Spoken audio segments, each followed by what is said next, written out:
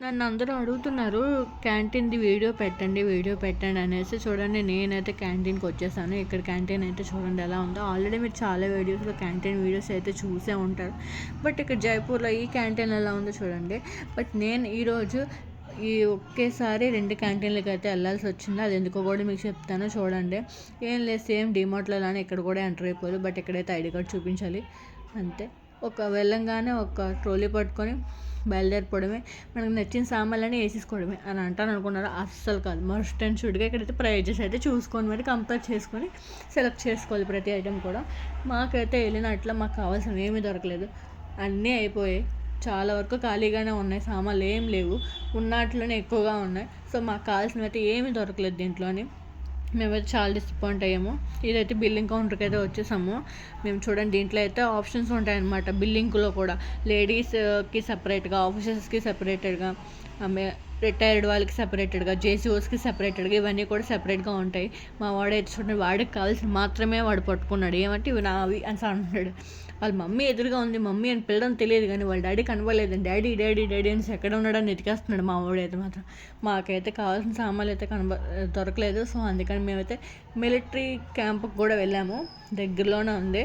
So ఇదైతే మాత్రం complex మీరు చూస్తున్నారు కదా, ఇదైతే కాంప్లెక్స్. దీంట్లో అయితే అన్నీ ఉంటాయి.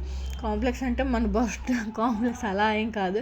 దీంట్లో తినే ఐటమ్స్, క్లాత్స్, పిల్లలకు కావాల్సినవి, బేకరీ సంథింగ్ అన్నీ ఉంటాయి దీంట్లోనైతే మాత్రం. కానీ చూడడానికి అయితే వ్యూ బాగుంటుంది. అందరూ అంటారు కదా క్వార్టర్స్ కూడా చూపించమని అన్నారు.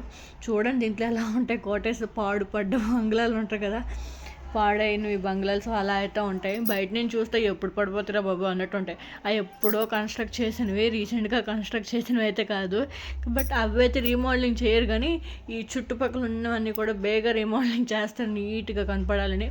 ఇక్కడ వ్యూ అంట డే టైం కన్నా నైట్ టైం అయితే చాలా బాగుంటుందంట. ఫుల్ లైట్స్ అంట, అంత నీట్గా డెకరేట్ చేస్తారు. రీసెంట్గానే చలికాలం ఎండ పెరుగుతుంది కదా, ఎండాకాలంలోకి ఎంటర్ అవుతున్నాం కదా.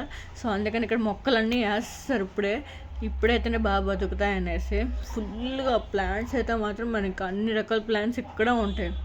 అంత నీట్గా మెయింటైన్ చేస్తారంటే అక్కడ అంత నీట్గా మెయింటైన్ చేస్తారు. మాటలో పడే క్యాంటీన్ కూడా వస్తాం. చూడండి మీకు కనిపిస్తుంది కదా, అదే క్యాంటీన్. ఇక్కడ చూడడానికి అయితే ఇంత పెద్దగా ఉంది, బట్ మొత్తం అంత క్యాంటీన్ అయితే కాదు. లాన్ క్యాంటీన్ అయితే చూడండి కొంచెం హాఫ్ సర్కిల్లోనే ఉంటుంది. దీంట్లో కూడా ఏం సామాన్లు లేవు. మాకు కావాల్సినవి అయితే మాత్రం మా ఊడికి పిడియాషూర్ లేదని మేము ఇక్కడికైతే వచ్చాం. ఇది మీరు చూసారా బ్రౌన్ షుగర్ అంట. నేనైతే ఇదే ఫస్ట్ టైం చూడడం, అది క్యాంటీన్లో కూడా. చాలాసార్లు క్యాంటీన్కి వెళ్ళాను బట్ ఎప్పుడూ నేనైతే చూడలేదు, ఇదే ఫస్ట్ టైం చూసాను. క్యాంటీన్ వీడియో అయితే ఇలా ఉంది మొత్తం.